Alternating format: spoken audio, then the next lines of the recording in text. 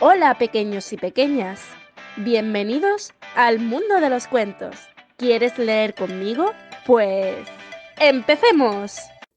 El cuento de hoy es Los ronquidos del león, de Liliana Cineto, de Artemisa Ediciones.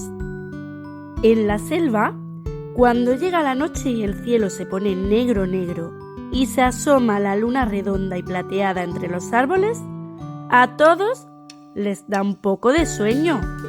Entonces, los elefantes enrollan su trompa, las jirafas doblan en 4 su largo cuello, los monos se acomodan en las ramas, los hipopótamos chapotean antes de cerrar los ojitos, las serpientes se enroscan, las avestruces meten la cabeza en su agujero, los loros dejan de hablar y las cebras empiezan a contarse las rayas, porque todos quieren dormir. Bueno, todos no.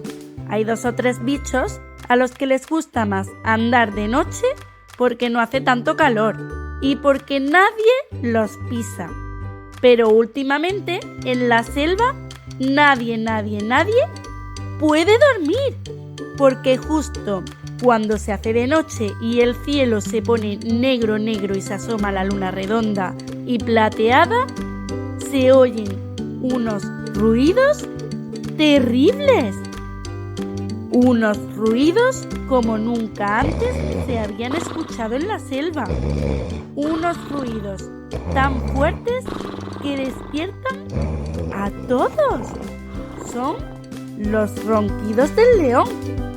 Y aunque todos se tapan las orejas, aunque al león le suenan la nariz, o mejor dicho el hocico, aunque le dan tecito con miel para la garganta, aunque lo ponen boca arriba, boca abajo, de costado, el león sigue roncando como loco. Por eso, cuando llega la noche y el cielo se pone negro y se asoma la luna redonda y plateada entre los árboles, nadie puede dormir en la selva. Bueno, nadie no. Alguien duerme de lo más tranquilo. ¡El león!